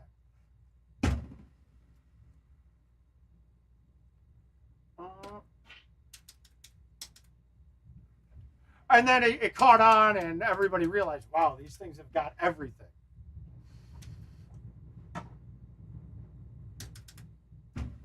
So, yeah, I'm a huge proponent of them. If they ever got rid of stouts, that would be what I went to. But I'm of the ilk. The goddamn game is too complicated now.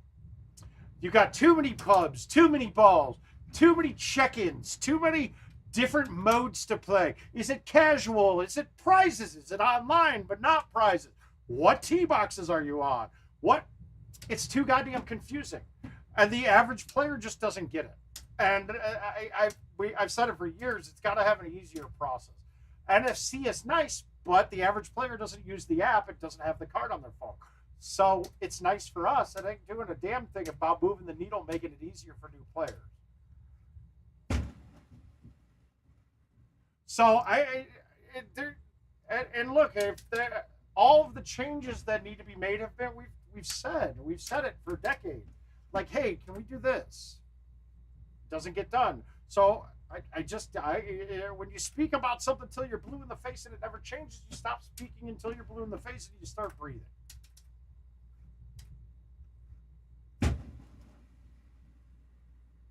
If that makes sense. I know it's a weird analogy, but it makes sense to me.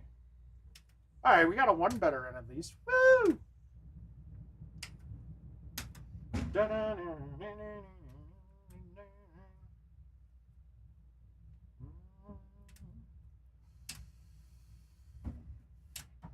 All right, let's get one more in here, and then we'll call it a night. Let you guys get back to your night.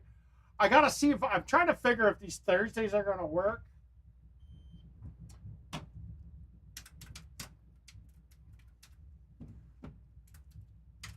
Maybe I'll just start streaming like every day at 3 o'clock in the afternoon. All right, we said we're going to play this Nord next. Well, the Build-A-Bag stuff, that makes sense. If we didn't have Build-A-Bag, we would all probably play the same clubs.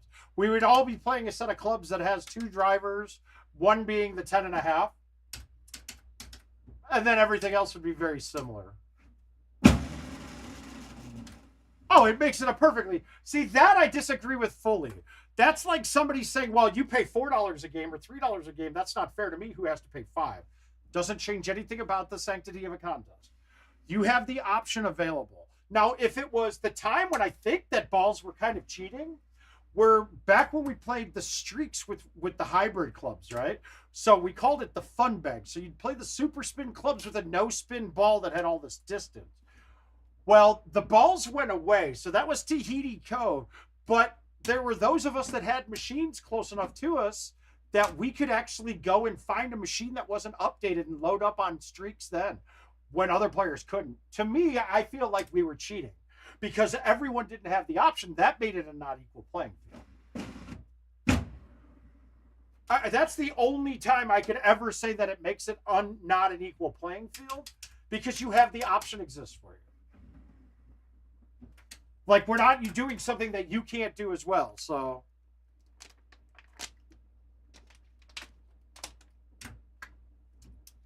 And in that respect, I think IT does a very good job. It's like you'll see machines that if they haven't caught the update, they can't play for prizes.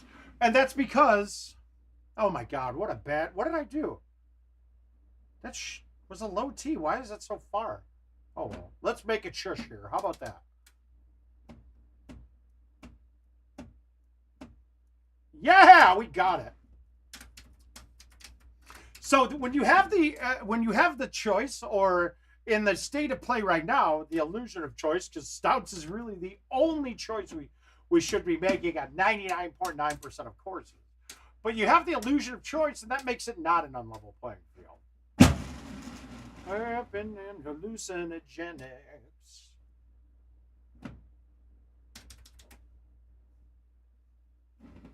Come on! Ugh.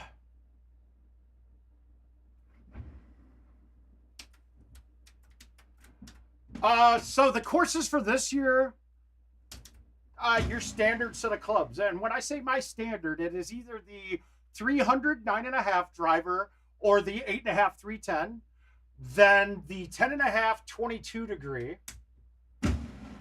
And then from there, it's 4 wood, it's 3 wood, 4 wood, 5 wood, 6 wood, 9 wood, 4 iron, 5 iron, 7, 8, 9 G wedge. And that's my standard bag. Now, obviously, some people play hybrids, and you can mix those in there. It's not going to change the consistency or change anything about the bag. It's just then more set for how you play. But that's all that you need. It's literally these courses here. They made a new driver, a lower lofted 7-degree driver that it might have, you could use it, but I had no problem with a lot of these holes by just low teeing an 8.5 driver on the new courses. So not necessary. And that's what I felt when I played them about a year ago, kind of more in a design state, that I felt like the courses they're fine, they're solid, they're not bad, but they're not anything that, there's no hole that I thought that I needed what I call specialty clubs, like the Zero Hybrid is a specialty club, or the Super 2-iron to me is a specialty club. Like, you don't need it on almost every course, but there's a couple of shots that you can only get with it.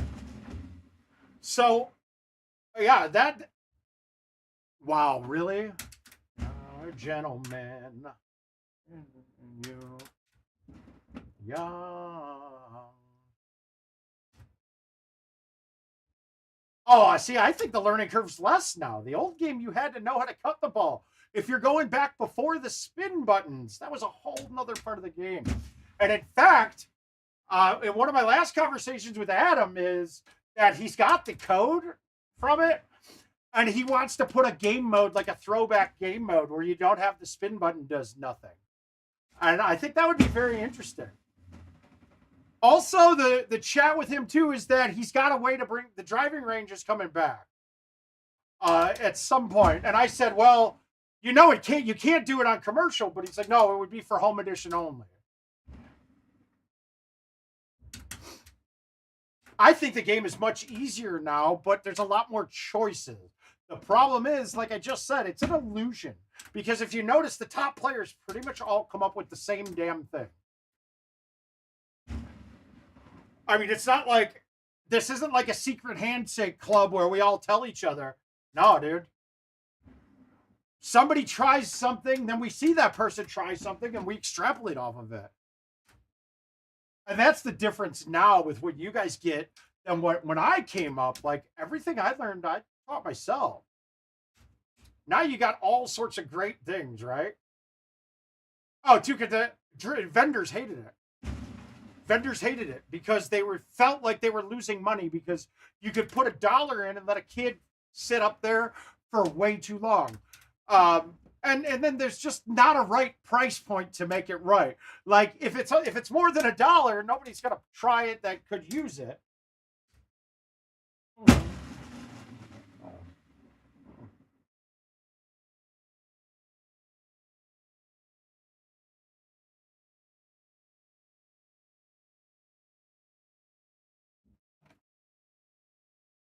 Yeah, and the choice is where the problem is. Wait. Yeah, but now, Tuka, you got a lot of I mean, the shot meter on your own is enough to learn from. Release schedule for HG Legacy. We're getting all 5 courses on the release. I have no idea, to be quite frank. I'd love to pretend to say I have an answer. I have nothing for you, man. Jesus.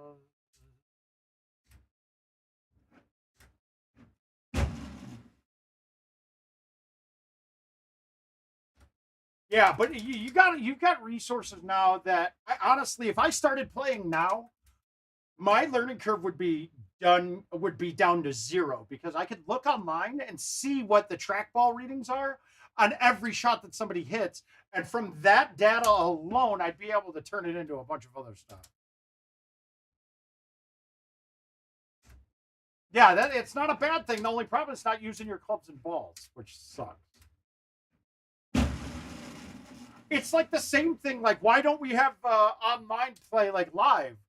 Well, because they would their development cycle is developed towards commercial. And to be quite frank, if you developed a online where you're playing against somebody in real time, every vendor would hate it.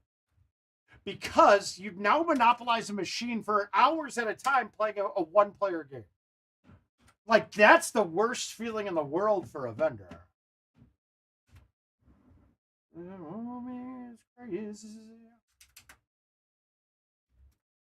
No, that's insane. No, they couldn't do that. That sounds terrible. Because then the other thing that happens is that what if you put $1 in or you put $5 in for an hour and you do it for 10 minutes and walk away? Now you get the screen burn in. I know, Mike, we're getting there. I'll start getting dates out this next week. The best thing. I'll run all of the leagues again. I just not running the 500 league. After having people get pissed off at me for not paying someone out who tried to pay after they made the playoffs, I was guaranteed money back. It's like, fuck no, you don't get paid. And that was an issue. And I was just like, sorry, guys, it's what it's going to be. I'm not paying out money to someone who didn't pay. Like, that does not fly with me. You are the best thing.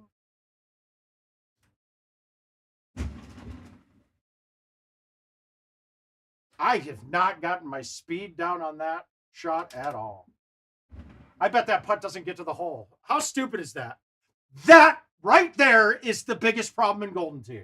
That a 71-foot up 10 is 2 feet short of the hole. I cannot make that putt, but a 75-footer, I can make it no problem.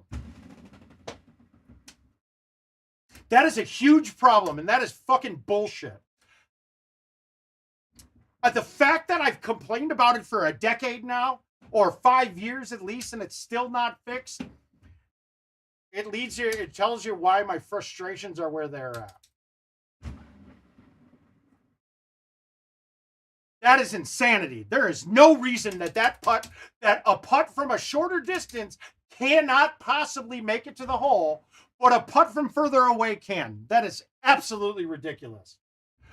I could have just lost a match at World Championship because my opponent was fucking further away on a hole. Now I can't make it, but they can. That's horseshit. All right, I got one last one, and then I'm calling it a night. You guys got me talking a little bit.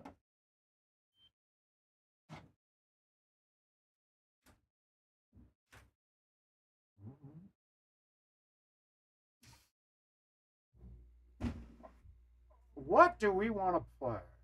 I don't want to play that. I don't want to play that. Cat, maybe. Forest is always fun. You guys pick. Pick one of these out. Tell me something you see. It doesn't matter which one. Just pick and tell me what you see.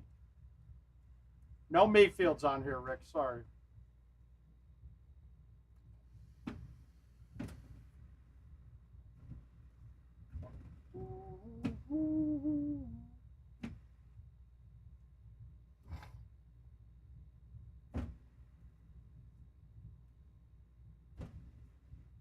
Oh, come on. Somebody's paying attention. Somebody come up with one of these.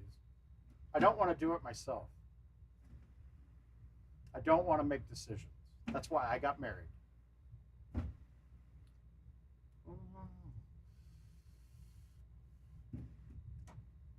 Hell. Oh, easy, Matt. Anybody want to pick a course for me?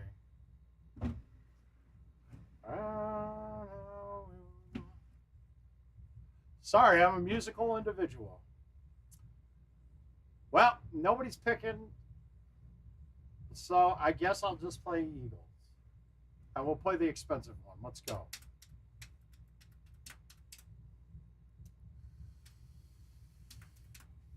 You guys took way too long on that. I want to go.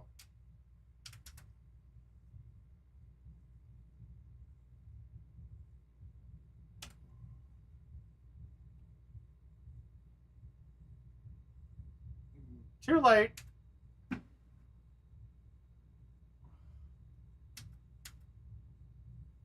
Oh no, this is one of the it quickly, if they fix a lot of the bullshit on it, this would be the best course ever made.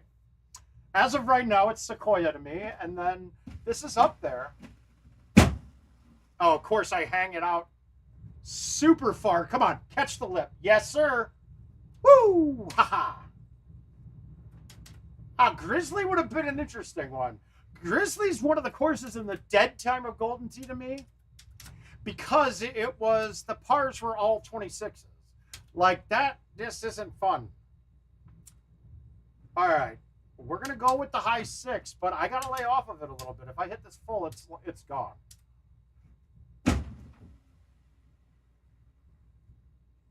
And then it got, fuck you.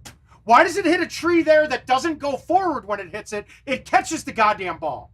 I'm over the edge, and that ball stops dead. Come on, that's so stupid.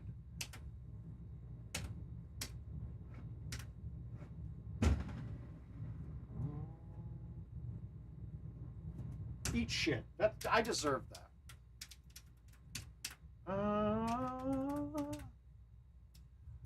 It sucks having to. The best way to play that hole, though, a lot of the times is hitting it into the tree, and you don't have a consistency through going through branches on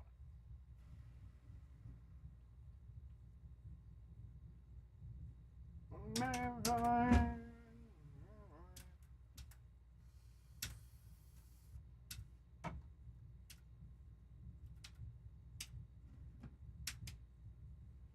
All right, let's make this.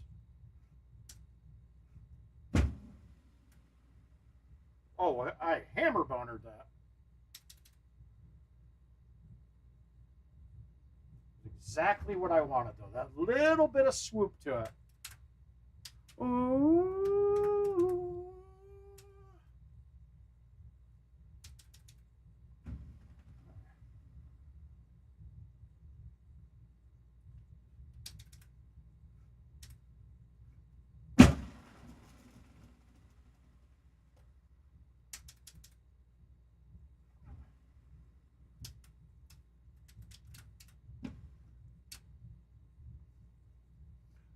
Well, the only time wind is ever a factor is if the ball leaves the surface.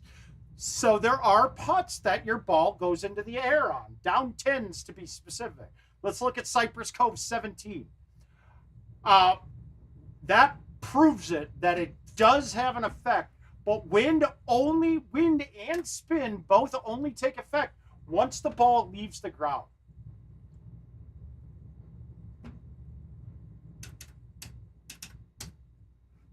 So putting spin on a putt does nothing, but if that ball leaves the ground, then it actually does do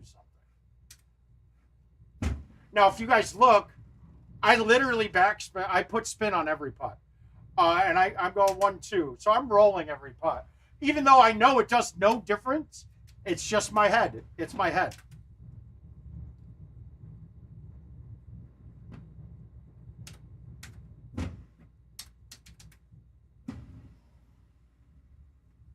This hole is the perfect example of what we were talking about earlier. I think it was you, Matt, that asked, do I change how I play depending? It was something of that regard. And that hole's a perfect example. There's a ton of times where that hole I can attack and possibly make it.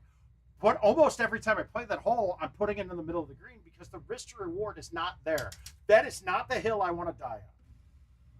In a match, especially in an invite, still pretty similar. Now, if I'm playing solo by myself, I'm trying to can that son of a bitch every time. But right now, I didn't. I played the shot that I knew I wasn't going to fuck up.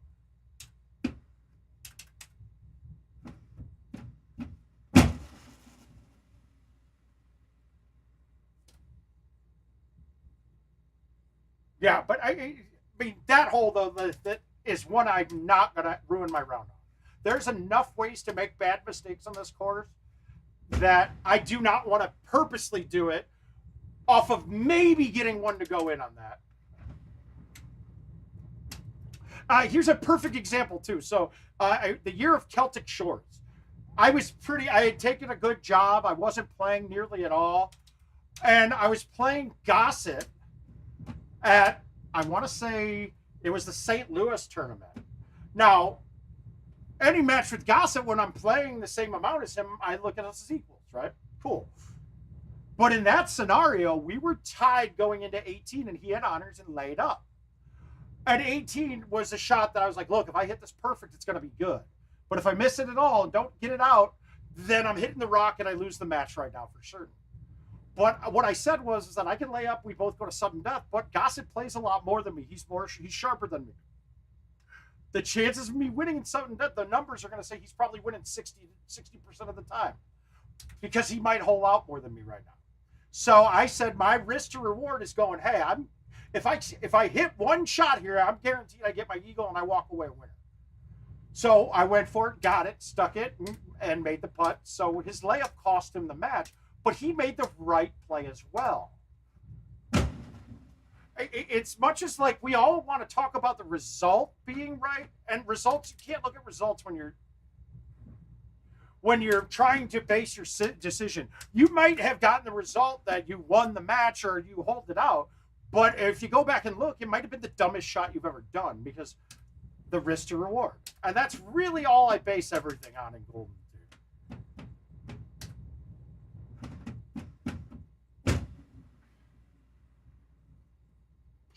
I was about to be mad.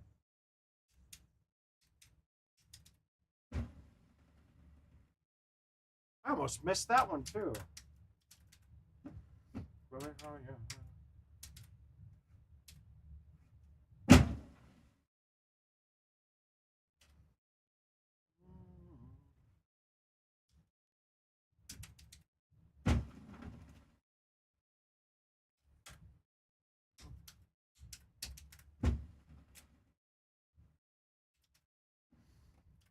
All right, we got a solid one going here. I've been playing this course pretty bad as of late. Again, risk to reward. I wanted to hit that a click to the right, and my body just wouldn't let me. So now a lot of it's not.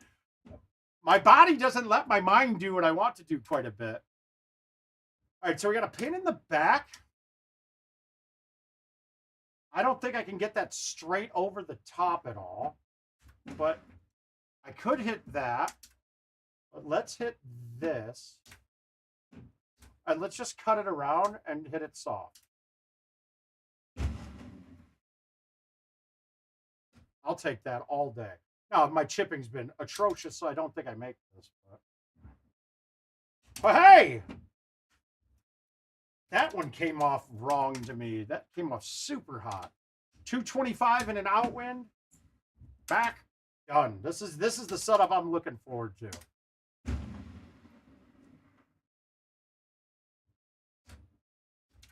I can't mess that up. There's not much. Now, if you played an 8 wood or a 7 wood, you could easily clip one of the top trees, but I can't with the 9. And I can't stress this enough, guys, with how the distances of the 7, the 8, and the 9 are almost identical. You lose 2 yards. The 9 wood loses 2 yards of carry distance with medium tees to the 8 wood, which loses 2 yards to the 7 wood medium tees. Otherwise, the carry distances with high and lows are exactly the same. So, but the height on a 9 wood is huge. It's a huge difference. And with how Golden Tee is nowadays, going over obstacles is a big plus.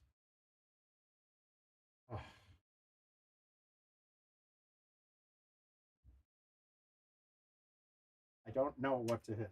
This is bad. All right, we're going to go here. I'm going to just keep it on the right edge and release it.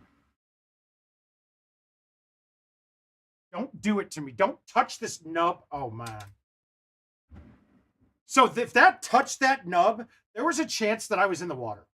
I mean, it would have rode around that thing and turboed me down. Again, because tiered greens they don't know how to make them work right for putting.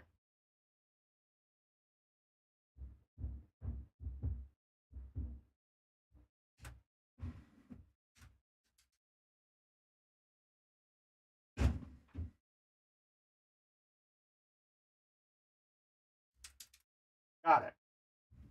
All right, we'll take that. We'll walk with the 31 on that course with a water ball, too. That's good. But That's going to do it for tonight, guys. We'll make a short 2-hour show. We'll start as people get more familiar with the timing of it. We'll start having longer shows on Thursdays, but we're really just kind of going through the drudgery of the end of the year, waiting for the new courses to come so we can actually get some walkthroughs up. And this year I will have recordings out with walkthroughs of them all. Richard and I will do that. I am going to promise you, we're going to have those done within the first 2 weeks of the courses being released at home. So appreciate the patience. There's some of our most watched videos of the year. So that's going to be great. Yeah, you guys too. We'll see you guys on Monday. And I will talk to you soon. Word of mouth is out. Back to Monday at 8 p.m. and then Thursdays at 8 p.m. for a little while. We'll talk to you guys soon. Love you all and good night.